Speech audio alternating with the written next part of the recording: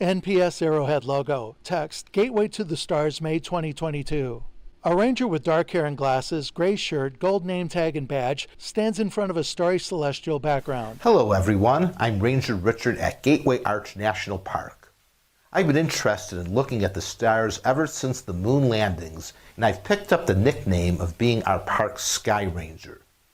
I wanted to tell you about the total eclipse of the moon that'll be happening on Sunday evening, May 15th. Chart with right side of Earth shaded, smaller moon and 3 phases to its right, the middle phase showing a mostly red moon. As you can see, a total eclipse of the moon happens when the moon passes completely into Earth's shadow. Because light filters around Earth's atmosphere, the moon doesn't completely disappear during a total eclipse, but instead it usually turns a spooky reddish-orange color. Some people call it the blood moon. You may also have heard of the term supermoon before. That is when the moon goes through full phase at about the same time that it's also closest to the Earth. That usually happens about twice a year and will be the case this time. Although to be honest, the moon will look only about 7% larger than average. Also, according to old American tradition, the full moon of May is often called the flower moon. So some people will call this eclipse the full super flower blood moon. Unlike an eclipse of the sun, which you need special glasses or filters to view, an eclipse of the moon is perfectly safe to look at. You don't need binoculars or a small telescope to see the eclipse, but if you have them, they can help make it look bigger. The moon will begin to enter the umbra, the main part of Earth's shadow, at about 9:27 p.m. St. Louis time on the evening of May 15th, although you might notice a slight penumbral shading earlier. 3 black and white pictures with shadow deepening in each. A 4th photo in color shows a reddish-orange moon. As you can see, Earth's shadow takes a bigger and bigger bite out of the moon, and as the moon starts to get dimmer, you'll start to notice the umbral shadow more and more. The total part of the eclipse begins at 10:29 p.m. with the moon deepest into the umbra at 11:12 p.m. St. Louis time.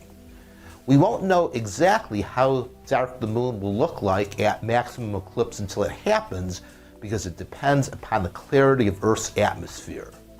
It can look like a bright, shiny new copper penny or like a very old one, or rarely you could hardly see the moon at all. That's one of the fun things about lunar eclipses. You never quite know what you're going to get until it happens. Here's a picture of the umbra that I took at last November's lunar eclipse. Color photo of a dark reddish-orange moon. After the maximum, everything will happen in reverse order for those of you who would like to stay up really late. Here's another look at the complete schedule. Now there will be another total eclipse of the moon on November 8th, but that one will be best seen about 5 in the morning, and it'll probably be a whole lot colder. The May 15th eclipse takes place at a pretty good time of night, and it should be comfy outside. I hope you will go out to see it if the sky is decently clear wherever you live.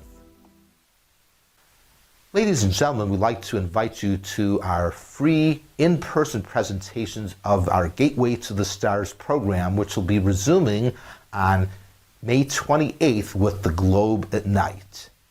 Once a month, there will be an educational program in the park's educational classroom at 6:45, followed by, weather permitting, free telescope viewing at 8 p.m. out on our West Entrance Plaza by volunteers from the St. Louis Astronomical Society. For our full schedule, go to the park website at www.nps.gov/Jeff or the Facebook page at Gateway Arch NPS. Thank you for watching and listening. I'm Ranger Richard at Gateway Arch National Park. Gateway Arch National Park, Media Services Department 2022.